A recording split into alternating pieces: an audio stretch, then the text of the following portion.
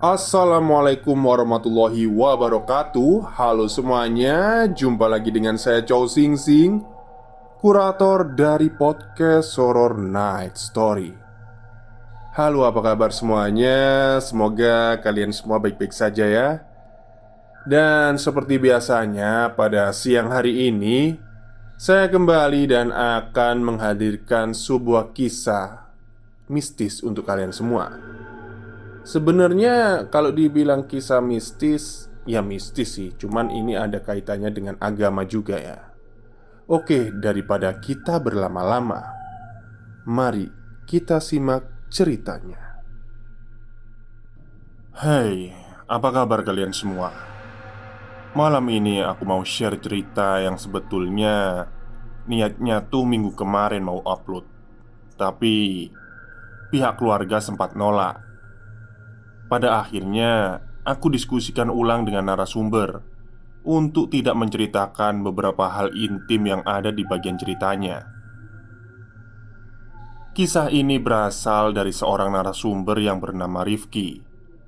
Oh iya, ini hanya nama samaran, dan semua nama yang ada di sini sudah disamarkan dengan payung hitam karena permintaan dari narasumbernya. Jadi, kalau ada nama yang sama, itu cuma kebetulan saja ya, teman-teman. Nah, jadi kisah ini dari sudut pandang Rifki, yang mana dia menceritakan kisah yang dialami bapaknya. Namanya Pak Hanbi, yang terjadi pada tahun 2010 yang lalu. Jadi saat itu Pak Hanbi tinggal di Jakarta dengan istri dan 3 anaknya. Salah satunya si Rifki ini. Dan sebelum aku ceritakan kejadiannya, aku ceritakan dulu latar belakang keluarganya supaya kalian bisa paham dengan alur ceritanya. Mulanya saat Pak Hanbi masih muda. Sebelum Pak Hanbi ini berkeluarga, dia tinggal dengan orang tua angkatnya di sebuah perkampungan yang jaraknya 6 jam perjalanan dari Jakarta. Pak Hanbi tinggal dengan orang tua angkat karena memang kedua orang tua kandungnya sudah meninggal sejak Pak Hanbi masih kecil. Maka dari itu, dia diangkat jadi anak dengan salah satu keluarganya. Itu keluarganya Mbah Raju. Mbah Raju sebagai bapak angkat Pak Hanbi emang sayang sekali sama Pak Hanbi, yang benar-benar dianggap sebagai anak kandungnya sendiri. Bahkan disekolahin. Pokoknya Mbah Raju tidak membedakan Pak Hanbi dengan anak kandungnya sendiri. Tapi sayangnya istrinya Mbah Raju, yaitu Eyang Sumi, sebaliknya gak pernah suka dengan Pak Hanbi. Bukan cuma Eyang Sumi, tapi adalah beberapa keluarganya yang juga gak suka dengan Pak Hanbi. Itu karena ada masalah keluarga mereka yang katanya gak bisa diceritakan. Karena itu dia merasa gak terima dan sering gak dihargai. Malah gara-gara hadirnya Pak Hanbi, Mbah Raju dan Eyang Sumi sering banget bertengkar. Sampai akhirnya saat Pak Hanbi berusia 19 tahun, di sekitar tahun 90-an, dia mutusin untuk pergi ninggalin keluarga angkatnya di desa. Pak Hanbi merantau sebatang kara, dan akhirnya dia stay dan berkeluarga di Jakarta. Sejak itu sampai tahun 2010 atau kurang lebih sekitar 20 tahun, Pak Hanbi ini benar-benar udah gak dengar kabar keluarga angkatnya itu. Bukan karena lupa, tapi Pak Hanbi selalu takut atau segan ngabarin keluarga angkatnya, karena dia ingat bagaimana mereka memperlakukan Pak Hanbi. Jadi di tahun 2010 itu Pak Hanbi mulai sering kepikiran dengan Mbah Raju, karena beberapa kali dia mimpi Mbah Raju. Dia nggak bisa ingat gimana mimpinya, tapi yang dia ingat muka Mbah Raju itu jelas banget. Karena mimpi itu Pak Hanbi ini merasa kayak dipanggil. Dan karena itu Pak Hanbi selalu kepikiran. Yang akhirnya Pak Hanbi memberanikan diri untuk menjenguk keluarga angkatnya itu di desa dengan istrinya dan berharap kedatangannya bisa diterima. Pak Hanbi mengambil cuti dari pekerjaannya selama seminggu. Yang dia pikir masalah akan beres di waktu yang tepat. Lagi pula, cuti seminggu sudah tergolong lama menurut Pak Hanbi. Dalam perjalanan ke desa itu ada kejadian aneh, di mana terjadi di tempat yang ramai. Yang pasti ini ada hubungannya dengan Mbah Raju. Sepanjang perjalanan, Pak Hanbi ini beberapa kali kayak ngelihat Mbah Raju. Yang pertama saat mereka ngisi di pom bensin. Pak Hanbi ini ngelihat dari kejauhan ada bapak-bapak yang lumayan tua, tapi belum setua kakek-kakek, yang pakai baju garis-garis mirip sekali dengan Mbah Raju. Tapi di sini Pak Hanbi nggak begitu yakin dan gak ngomong juga ke istrinya atas keresahannya. Tapi kedua kalinya, saat mereka berhenti makan di rest area yang masih beberapa jam lagi nyampe desa, Pak Hanbi ini ngelihat lagi bapak-bapak yang dia lihat di pom bensin, pakai baju garis-garis mirip banget dengan Mbah Raju. Barulah Pak Hanbi ngomong ke istrinya, "Bapak-bapak itu kok mirip banget ya sama Mbah Raju." Tapi saat itu istrinya nggak terlalu panik, karena dia belum pernah sekalipun ngelihat wajah Mbah Raju. Jadi dia nggak tahu perawakannya. Lalu mereka pun lanjut perjalanan lagi. Di perjalanan Pak Hanbi ini kepikiran aneh. Bapak-bapak yang dia lihat di pom bensin dan di rest area mirip banget dengan Mbah Raju. Apalagi bajunya juga sekilas kayak sama, pakai baju garis-garis. Tapi di sini Pak Hanbi mikirnya, mungkin kebetulan saja, atau mungkin itu karena dia terlalu kaget atau kangen dengan Mbah Raju. Waktu sampai di desanya, yang itu sudah selesai maghrib. Tapi mereka ini nggak langsung ke rumah karena belum sholat maghrib. Mereka niatnya sholat maghrib dulu di musola yang ada di perbatasan desanya. Biasanya disebut musola ujung, yang mana pas mereka sholat di musola udah sepi. Orang-orang udah selesai sholat maghrib. Nah, selesai sholat maghrib, di situ Pak Hanbi ini ketemu lagi dengan sosok Mbah Raju, yang saat itu Mbah Raju sedang mau masuk ke masjid. Jadi berpapasan banget dengan Pak Hanbi yang mau keluar masjid. Lagi-lagi dengan baju yang sama, persis. Di situ mereka kaget, tapi senang juga. Langsung aja nyalamin Mbah Raju dan disambut pula. Lalu Mbah Raju pun nyuruh pulang ke rumahnya. "Ibumu ada di rumah. Bapak sholat dulu di sini, Nak. Di sana ada neneng juga istrinya sama suaminya," kata Mbah Raju dengan senyum kepada Pak Hanbi dan keluarganya kepada Pak Hanbi dan keluarganya. "Nggih Pak, kami juga sudah lelah di perjalanan. Kami duluan ke sana ya Pak," balas Pak Hanbi. Mereka pun pamit langsung ke rumah. Di sini sebenarnya selain senang, Pak Hanbi ngerasa ada yang aneh dan kayak ada sesuatu yang janggal, tapi nggak tahu apa. Tapi yang dipikirkan dengan Pak Hanbi saat itu, Simbah masih kelihatan muda. Masih kelihatan kayak terakhir dia lihat di tahun 90-an. Wajahnya nggak menua dan fisiknya juga masih gagah.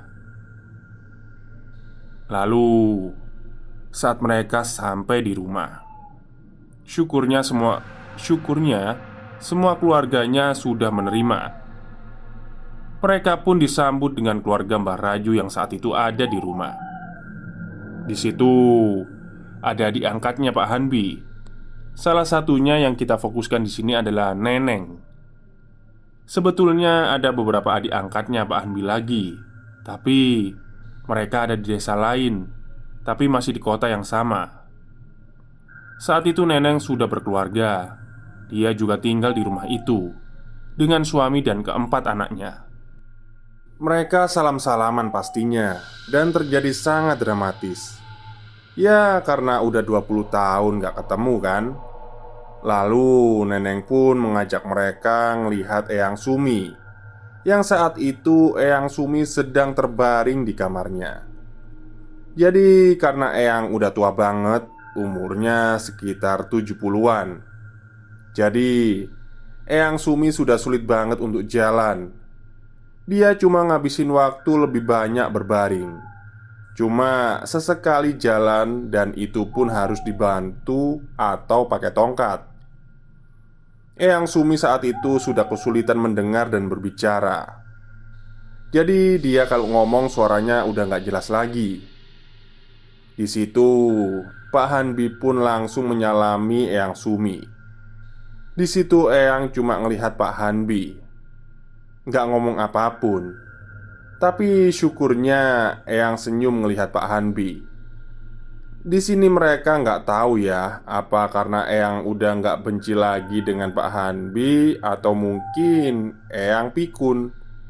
Jadi dia bisa ngelihat Pak Hanbi sebagai orang baru aja. Biarpun Neneng udah berusaha ngejelasin dengan Eyang dengan suara yang agak keras dan dipadukan dengan semacam bahasa tubuh, tapi tetap aja respon dari Eyang Sumi hanya tersenyum. Setelah itu Neneng pun langsung menyuguhi Pak Hanbi dan beserta keluarganya makan malam. Saat sedang mau makan, di sini Pak Hanbi nanya soal Mbah Raju. "Bapak masih lama ya pulangnya? Tadi di musola ujung ketemu bapak aku. Katanya mau sholat." Neneng yang mendengar itu kaget dan langsung ngerasa lesu. Akhirnya Neneng setelah tertegun beberapa saat, dia buka suara. "Bapak udah ndak ada mas, udah meninggal. Udah dari tahun 92, setelah kamu ninggalin rumah. Bapak meninggal karena sakit," jelas Neneng dengan agak berkaca-kaca. Pak Hanbi dan istrinya pun langsung kaget, ngerasa kayak nggak mungkin. Karena di musola itu dia benar-benar melihat Mbah Raju dengan matanya sendiri. Bahkan sempat nyalamin Mbah Raju juga. Nggak mungkin lah selama ini Pak Hanbi mengigau atau berhalusinasi. Semuanya terasa nyata. Lalu Neneng menjelaskan lagi kalau ada sesuatu yang aneh dengan Mbah Raju. Karena beberapa tahun terakhir mereka juga sering melihat sosok Mbah Raju. Yang pasti mereka nggak tahu itu emang Mbah Raju atau sosok jin yang menyerupai Mbah Raju. Kadang mereka melihat itu di rumah atau di musola. Kadang mereka cuma mendengar suara Mbah Raju. Itu udah sering terjadi sejak beberapa tahun yang lalu. Yang mereka juga nggak tahu maksudnya apa. Apa karena Mbah nggak tenang di alamnya atau gimana? Nggak tahu lah. Yang anehnya lagi, di waktu bersamaan juga, sejak mereka mulai sering melihat sosok Mbah Raju, Eyang Sumi juga mendadak ngerasa tubuhnya berat, makin sulit bicara dan jalan. Dan itulah kenapa Eyang Sumi cuma bisa berbaring. Cuma sesekali aja jalan. Itu pun kalau jalan cuma ke kamar mandi aja. Padahal sebelumnya Eyang Sumi masih sering kesana kemari. Bahkan masih suka masak dan belanja. Semua terjadi begitu mendadak tentang sakitnya Eyang Sumi itu, tanpa gejala sebelumnya. Di sini Pak Hanbi betul-betul gak menyangka dengan kenyataan yang terjadi. Tubuh Pak Hanbi menegang di meja makan dengan 1000 pertanyaan. Akhirnya Pak Hanbi nanya lagi, Bapak kenapa? Apa yang terjadi sama bapak? Terus ibu kok bisa kayak gitu, Neng?" tanya Pak Hanbi. Akhirnya Neneng pun menceritakan awal mulanya. Awal mulanya sekitar 2 tahun yang lalu, Eyang Sumi yang keadaannya masih normal, tiba-tiba tengah malam sering banget ngomong sendiri.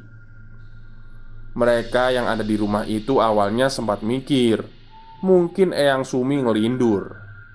Tapi karena sudah terlalu sering dan percakapannya pun aneh, seolah-olah Eyang sedang ngomong dengan Mbah Raju. Akhirnya mereka memberanikan diri tanya langsung kepada Eyang Sumi. "Ibu, udah malam. Ngomong sama siapa sih?" kata Neneng saat dulu awal dengar nenek bicara sendiri. Eyang Sumi dengan santainya cuma ngejawab, "Oh, bapakmu semalam datang nanyain tikar." Eyang menjawab benar-benar santai, tanpa sedih dan tanpa takut sama sekali, yang seolah-olah Mbah Raju itu masih hidup. Besoknya kejadian lagi. Eyang Sumi ngomong tengah malam lagi, dan paginya ditanyain lagi.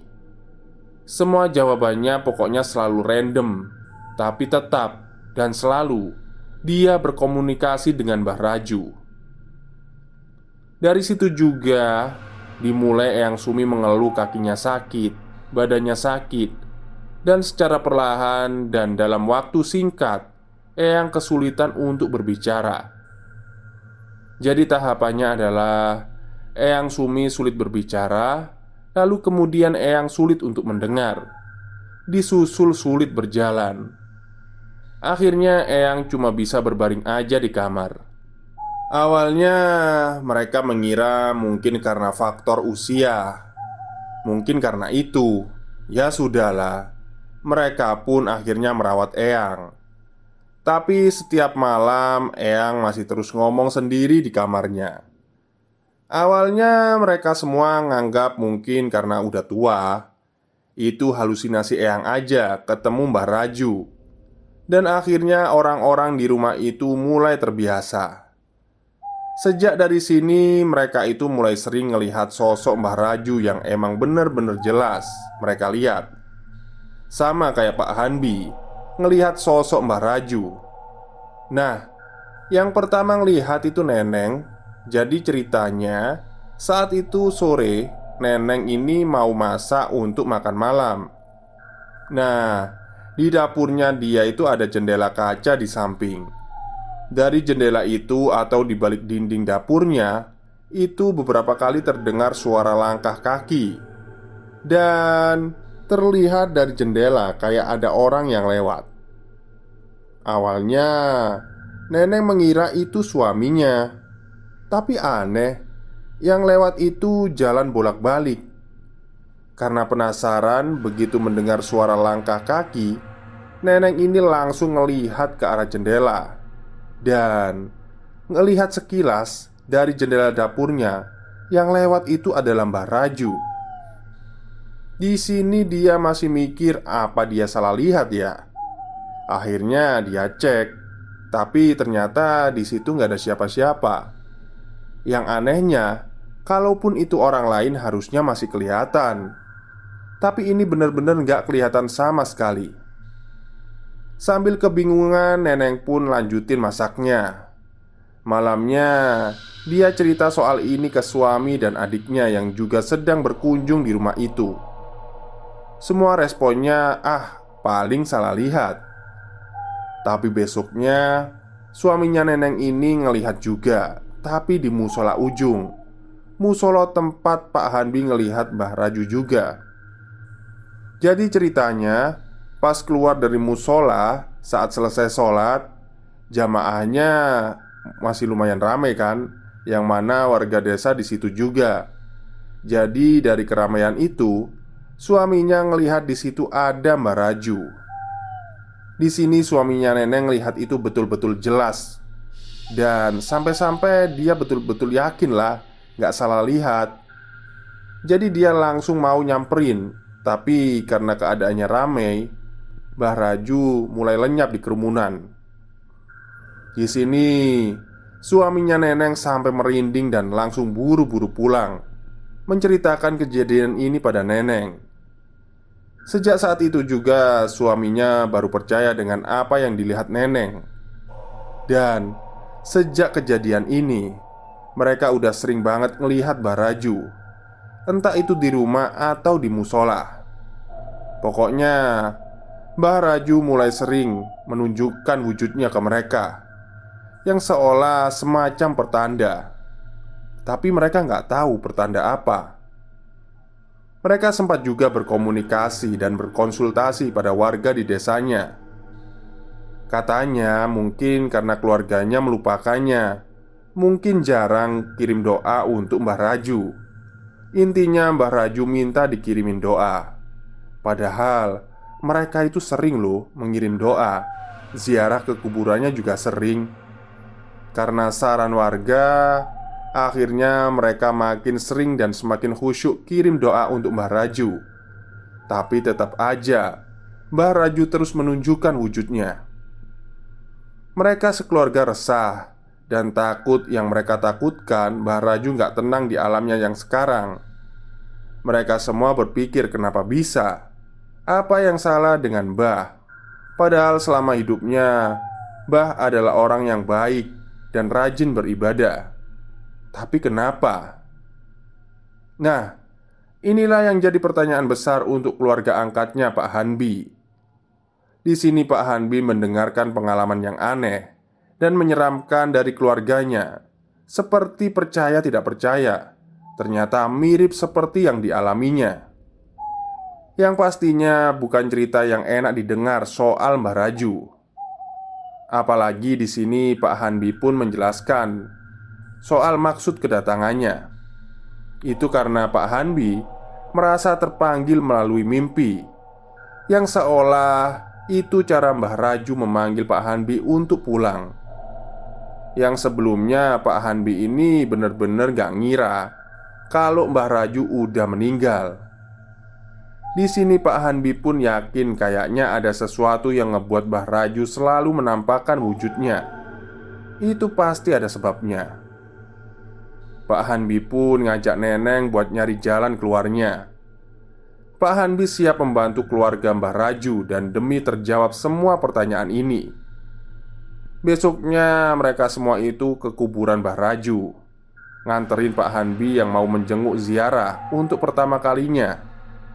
Yang kebetulan kuburannya nggak begitu jauh dari rumah Mbah Raju.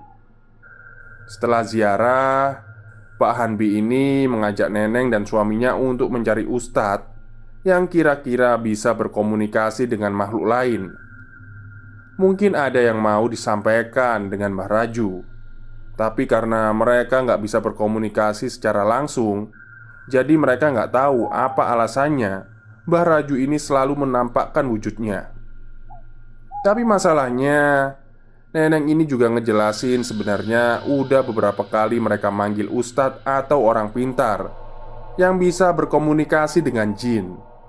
Tapi mereka selalu kesulitan dan gagal berkomunikasi dengan Mbah.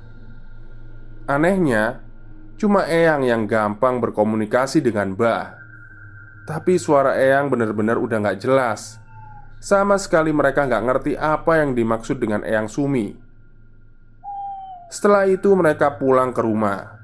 Sampai di rumah yang udah mau duhur, disinilah barulah titik terang terjadi. Perlahan mulai terjawab. Itu karena Pak Hanbi. Itu semua ada hubungannya dengan Pak Hanbi. Yang ini sama sekali di luar perkiraan mereka semua. Jadi, itu bermula saat mereka pulang dari ziarah. Begitu sampai di rumah, Pak Hanbi tiba-tiba buat seisi rumah ngerasa heran karena gelagat Pak Hanbi yang aneh dan gak biasa. Contohnya, dia mau berangkat sholat ke musola ujung pakai baju bapak, bajunya Mbah Raju yang masih tersisa.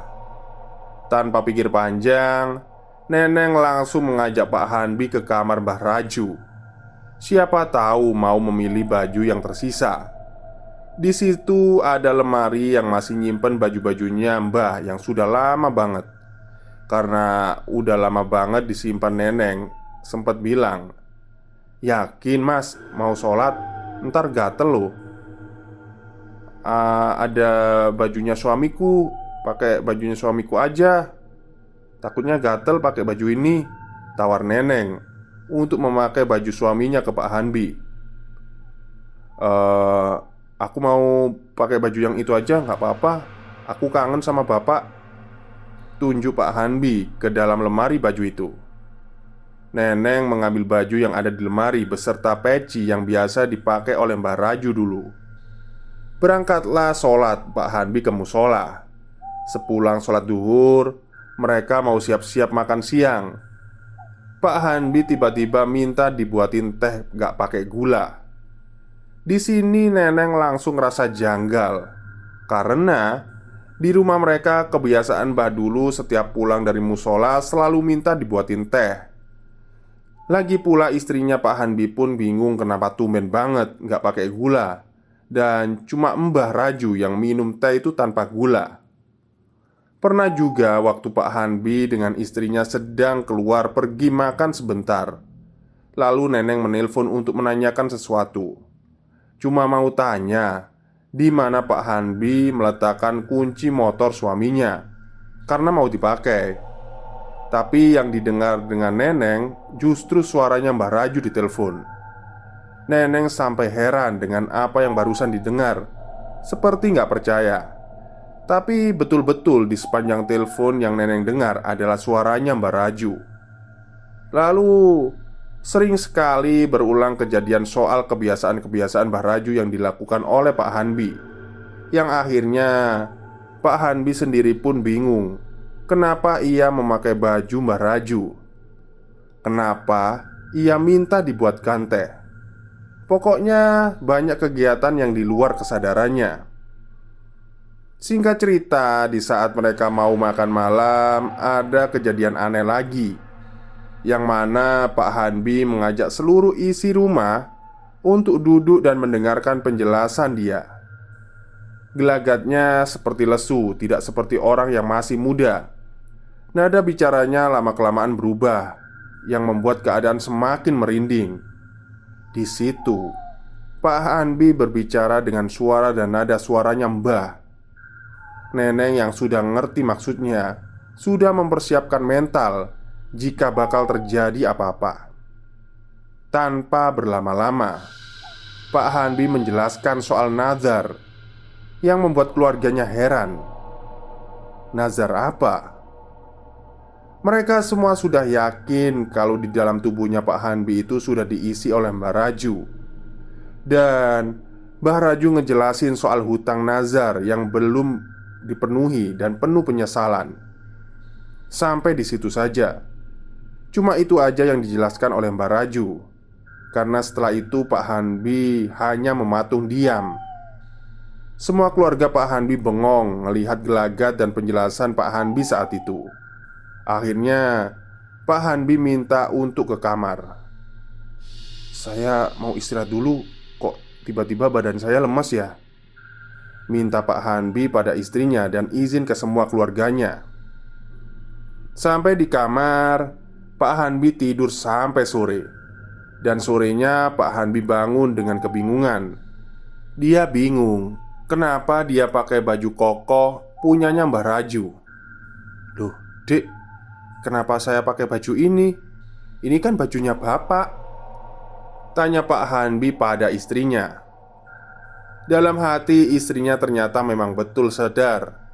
Tadi sedari pulang itu bukanlah diri Pak Hanbi, melainkan itu adalah sosok Mbah Raju. Pak Hanbi kelihatan sangat kelelahan, padahal kegiatannya cuma sholat, makan, dan tidur.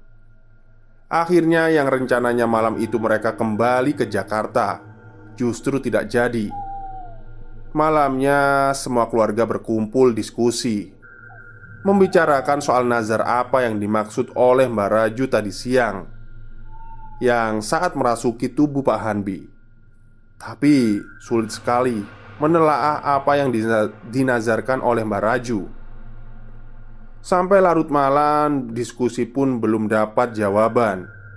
Paginya Pak Hanbi dan istrinya mau balik ke Jakarta karena Pak Hanbi ini juga nggak bisa lama-lama cuti. Tapi sebenarnya saat itu tubuh Pak Hanbi masih benar-benar ngerasa letih, kayak nggak enak badan sejak kemarin. Ya mau gimana lagi, tetap dipaksa untuk pulang. Nggak enak sama atasan atau rekan kerja yang lain jika cuti lebih dari waktu yang ditentukan. Mereka pun pamit pergi. Disinilah sebelum pamit, Pak Hanbi minta sama Neneng, "Kalau ada apa-apa lagi, saya siap bantu. Hubungi saya segera. Saya nanti lekas kemari kok. Tolong urus ibu ya," kata Pak Hanbi sembari pamit. Di sepanjang perjalanan pulang, Pak Hanbi ini kepikiran. Bukan cuma soal nazarnya, tapi yang aneh, kenapa Mbah masuk ke dalam tubuhnya? Padahal di situ ada anak kandungnya Mbah. Tapi kenapa Mbah lebih memilih Pak Hanbi? Singkat cerita, sampailah di Jakarta. Pak Hanbi masih ngerasa nggak enak badan dan itu berlangsung selama 1 minggu. Pak Hanbi sampai panik karena dia takut kejadian kayak Eyang yang ceritakan Neneng. Dalam waktu singkat, Eyang bisa sakit-sakitan sampai nggak bisa jalan. Tapi setelah seminggu, syukurnya sakitnya pun reda. Lalu beberapa bulan kemudian, setelah lama Pak Hanbi menunggu kabar dari Neneng, akhirnya Neneng nelpon dan minta segera untuk datang ke desa. Ada hal yang penting soal Mbah yang harus dijelaskan. Tanpa berlama-lama, langsung mereka mempersiapkan berangkat lagi ke desa. Dan saat itu Pak Hanbi mengajak anak tertuanya, Rifki. Waktu perjalanan ke desa, disinilah Pak Hanbi sudah mempersiapkan kamera. Kalau emang dia ngelihat penampakan orang yang mirip Mbah lagi, rencananya dia mau ngefoto. Tapi sama sekali nggak kelihatan. Akhirnya mereka sampai di desa. Pas sampai itu mereka sempat singgah juga ke musola ujung dan berharap ketemu dengan sosok Simba.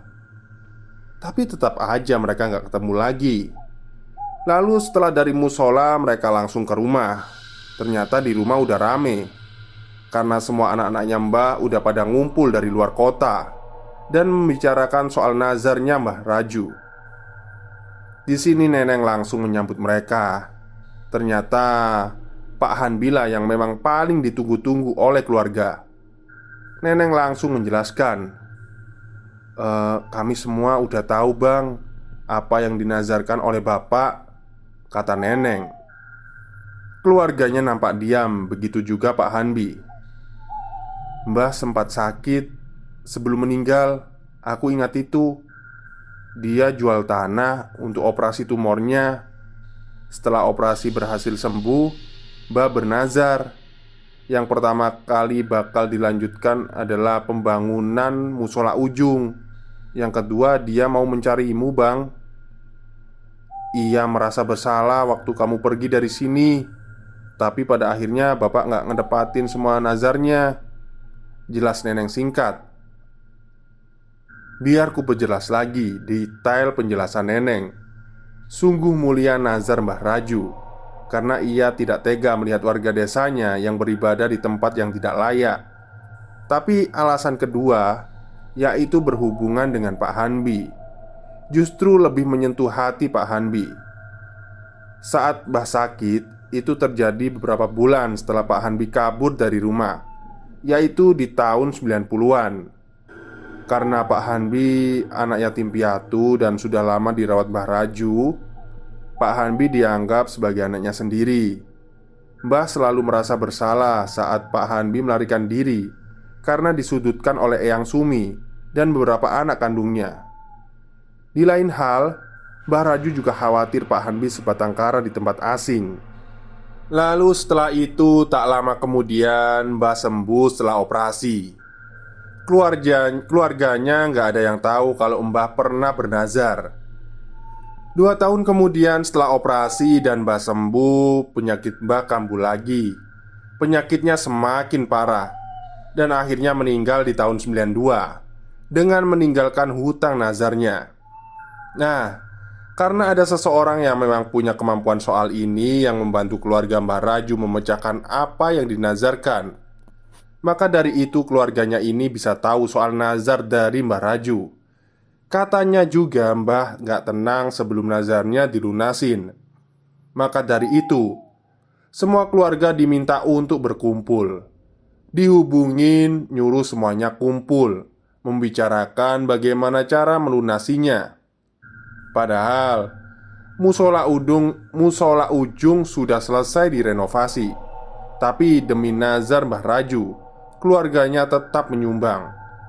Dan mereka pun meminta untuk Pak Hanbi bisa memaafkan soal nazarnya itu. Yang Mbah sama sekali tidak berusaha mencari Pak Hanbi saat Pak Hanbi kabur dulu. Akhirnya keluarga kembali berziarah ke makam Mbah Raju dan menemani Pak Hanbi mengirim doa untuk Mbah Raju. "Pak, ini Hanbi. Hanbi wis mulih. Setelah Bapak masuk ke dalam mimpi Hanbi, Hanbi langsung pulang. Terima kasih Pak, udah banyak berjasa untuk Hanbi. Bersikap adil sama Hanbi yang bukan anak kandungnya Bapak sendiri. Terima kasih sekali lagi Bapak udah adopsi Hanbi dari umur 3 tahun," kata Pak Hanbi di atas batu nisan Mbah Raju.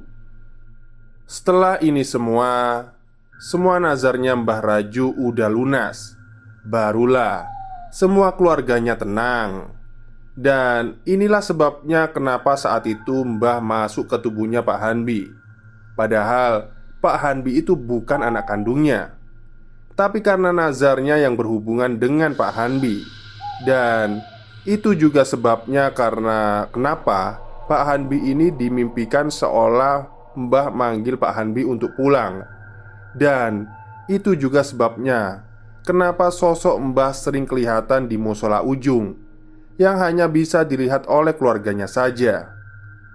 Sejak semuanya sudah dilunasi nazarnya, gak lama kemudian Eyang Sumi meninggal. Inilah kisah yang dialami oleh Pak Hanbi dan keluarga angkatnya di suatu desa. Yang mana dari kisah ini semoga bisa kita jadikan pembelajaran betapa pentingnya nazar itu harus dipenuhi. Maaf jika ada salah-salah kata dan penulisan. Terima kasih. Oke, itulah kisah panjang dari tweet Twitternya Payung Hitam tentang nazar ya. Jadi memang ketika kita bernazar itu kan langsung janjinya itu kan kepada yang di atas. Itu kan gak main-main ya. Pernah itu ini sedikit cerita ya. Ada keluarga saya yang bernazar. Ya pokoknya adalah dia nazar gitu. Dan ketika udah tercapai ternyata dia entah lupa atau disengaja, pokoknya nggak menepati nazarnya itu tadi. Entah lupa ya nggak tahu ya. Nah itu pokoknya itu rumahnya itu selalu didatangi sama ular. Ularnya itu warnanya hitam kayak hitam klemis gitu. Kayak gimana ya, pokoknya hitam banget gitu. Itu sering gitu. Tapi dia nggak sampai ini, nggak sampai ularnya itu nggak sampai yang gigit lah ya. Pokoknya itu sering menampakkan diri. Tapi kan juga serem toh, di dalam rumah ada ular. Nah sejak saat itu dia tuh kayak nginget-nginget ada apa ya gitu kan. Kok awalnya di rumah ini nggak ada ular, kok jadi sering ada ular kayak gitu. Nah itu tadi ternyata ada nazar yang belum dipenuhi. Yaitu semacam peringatan sih. Makanya kalau ngomong itu dipikir dulu. Jangan asal nazar. Oh kalau saya gini nanti saya nazar ini. Ya dipikir dulu lah ya. Soalnya nazar itu berat sekali dan harus ditepati. Karena itu janji kita langsung kepada yang di atas. Oke, mungkin itu saja cerita untuk siang hari ini. Semoga kalian suka. Selamat siang dan selamat beristirahat.